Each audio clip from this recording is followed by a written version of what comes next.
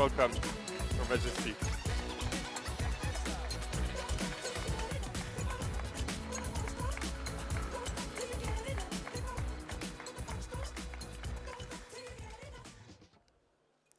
Our keynote speaker this year has become well known for leaving her digital fingerprints across the internet, using various sites to campaign and connect with people online.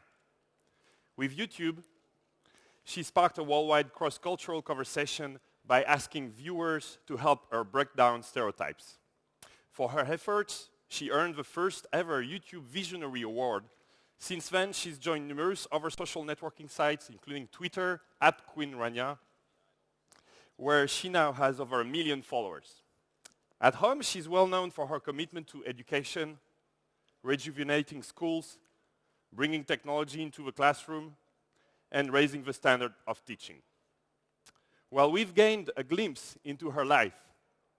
Through social media, she has found a way to champion education and the right of every child around the world to go to school.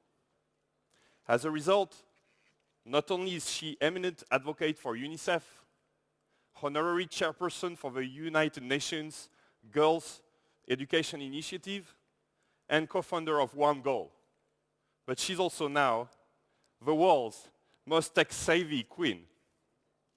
Ladies and gentlemen, it is my pleasure to introduce Her Majesty Queen Rania Al Abdullah of Jordan.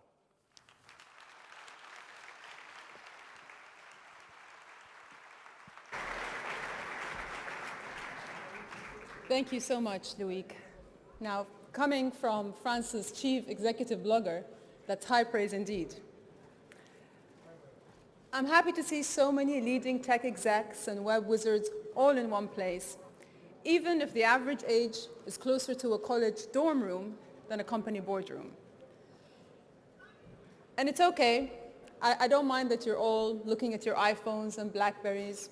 I knew you'd be blogging, posting, or tweeting your way through this, which is why the remainder of this speech will be in 140 character sound bites or less.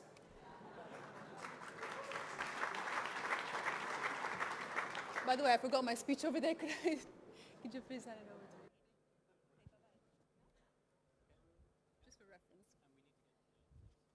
So let me start with a question. Did Michael Jackson change the course of what is now known as the Green Revolution in Iran? Think about it, and I'll come back to it later. In the meantime, here's one you can use. As you ping that off to the world, you embody this year's conference theme, the real-time web. As you know, this is a phase in the internet web. First, we had the static web, then we had the social web. Today, we have the world at our fingertips. Not as it was 5 days, 5 hours, or 5 minutes ago, but as it is right now. It's an exciting time that has people like Loïc making predictions about the future. One prophecy was that we'll follow inanimate objects as well as friends. Charles de Gaulle Airport will tweet that it snowed in. Major motorways like Le Périph will be tweeting that they're jammed with traffic. Personally, I can't wait to follow my fridge so I know when it's run out of chocolate. And yet, the internet also has an intensely personal side. The web is more human than ever before as we live stream the details of our existence, sending our shout-outs to the world. This is what I'm doing right now.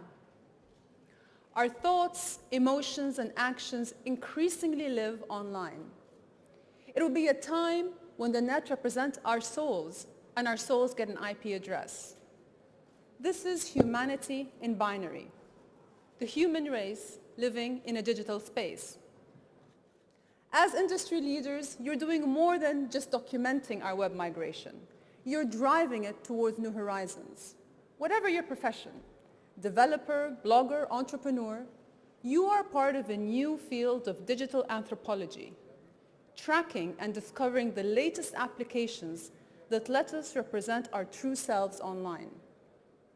In short, you're this century's digital Darwins, at the bleeding edge of our own e-revolution.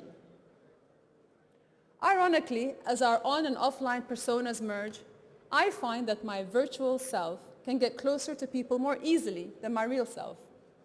It's one of the reasons I leapt into the digital fray with YouTube, Facebook, Flickr, and Twitter. Because, to be honest, it can be hard to connect with people when you're a queen. The position comes clouded in protocol, and people tend to succumb to a quiet deference in your presence, which can sometimes be frustrating. But online, people are not afraid to speak their minds. Social media has opened a window into my life and helped demystify who I am and what I do. This has also created a space where titles mean little, and everyone is free to say what they please. This direct and personal connection lets people reach out to me and also helps spread ideas and causes I'm passionate about. How else can anyone talk with 1 million people around the world all at once? Sure, I get dubbed a monarch on a mission, but I take it as a compliment because I can't help but feel inspired by the potential I see. Yet, as our online and offline identities blur, we mustn't forget one very important question. Can the real-time web bring real-world change? Can it tackle some of the big challenges facing our global community? Poverty, disease, education? In the olden days, you'd have to take a question like that to the oracle at Delphi. I took it to Twitter.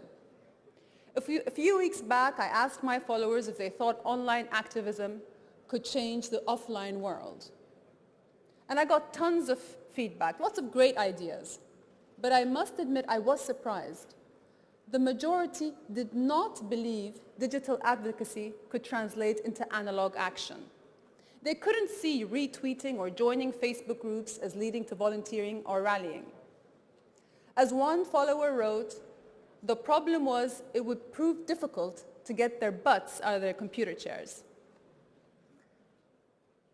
It seems that when people think of the real-time web, they think of their online social networks. They think of finding old friends, sharing new photos, all in an instant.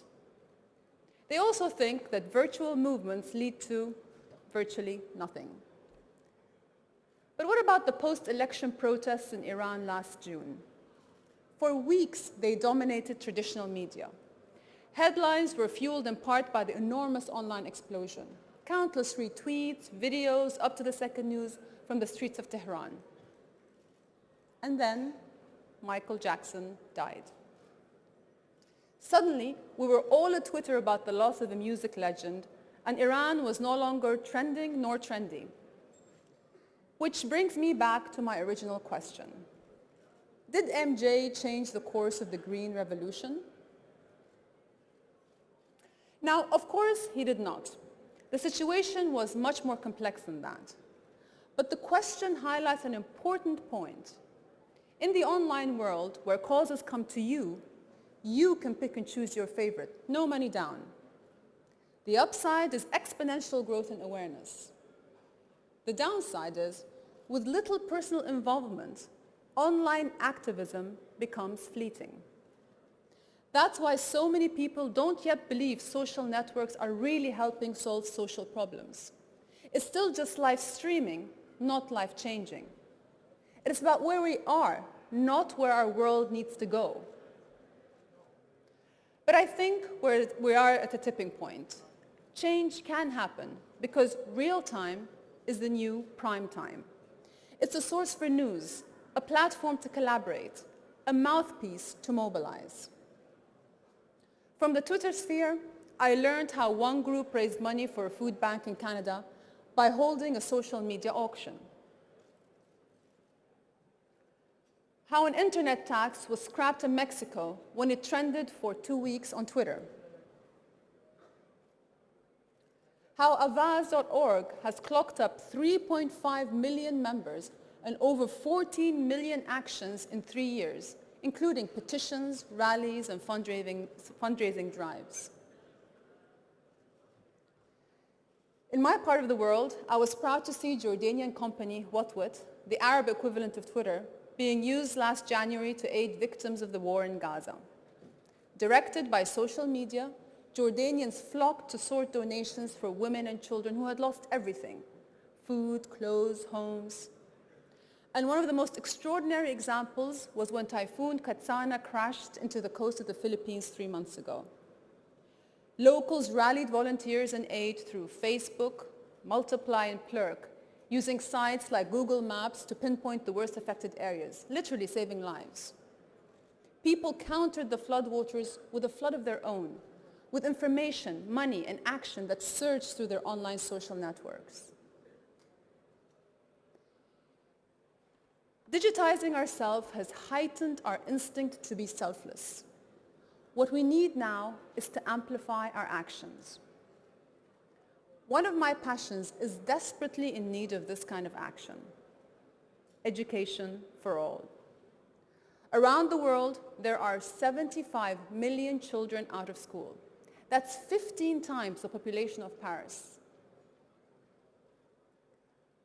More than 55% of these children are girls, denied the chance to even read a book, let alone use a computer. If we could send these children to school, it would mean enormous benefits for everyone. The positive effects cascading outwards, going viral. The ultimate app. For example, with every extra year of good quality education, their income could increase by 10%. That's more families clothed and fed, fewer in poverty. If every child started receiving an education right now, we'd prevent 7 million cases of HIV/AIDS in the next decade. That's more lives saved, fewer children orphaned. Beyond the statistics, education promotes what we all want: peace and stability. But behind the statistics is something more important: little girls and boys. Children like Musu, who sowed devastation and atrocities during the civil war in Liberia. When I met her, she told me she couldn't go to school during the war and how she lost her hand in a rocket attack. Now she loves going to school and is proud she can write well despite her injury. She dreams now of one day becoming a doctor because, as she said, a doctor helped me with my hand. The classroom can be a chrysalis for change, yet most people don't realize the power of education. One Goal is a project that I co-founded with the Global Campaign for Education to champion that potential. In partnership with FIFA, with world-class football stars like Michael Owen and Thierry Henry, with global leaders like Prime Minister Zapatero and Prime Minister Brown, we're going to make the real-time web bring real-world change for 75 million children. With the latest online tools and tactics, One Goal will tap the energy and excitement of next year's World Cup in South Africa, leaping from the web to the world, enlisting volunteers and gathering supporters. By the end of the most watched sporting event of 2010, we want 30 million signatures supporting One Goal.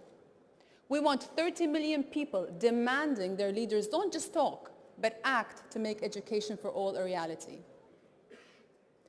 As the digital Darwins of our world, you can help. With all the richness of talent in this room, you can help. With all the imagination that is here right now, you can help.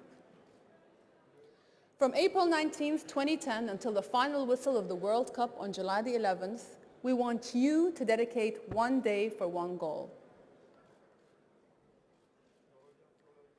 One day for One Goal is about devoting your blog, brand, or best-selling product to helping children who are locked out of school and locked into poverty.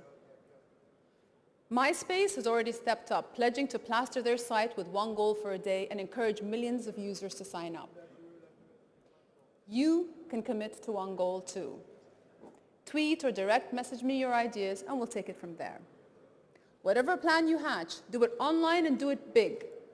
Try to reach as many people as possible so that offline, leaders have to listen, have to act. As well as One Day for One Goal, my challenge to you is to deepen the links between the web and the world, to find new ways people can make their own leap from virtual activism to real action.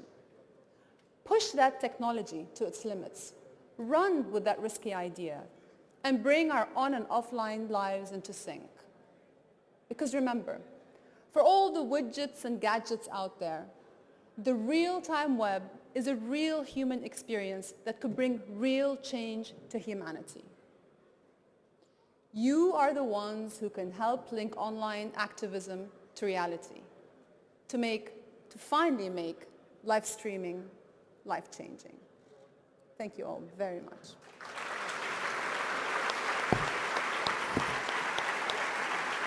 And we will help. We will help, Your Majesty. Thank you very much. Yes. It's a unique opportunity, and we really commit the web community will help. That's a fantastic platform. Thank you very much, Your Majesty.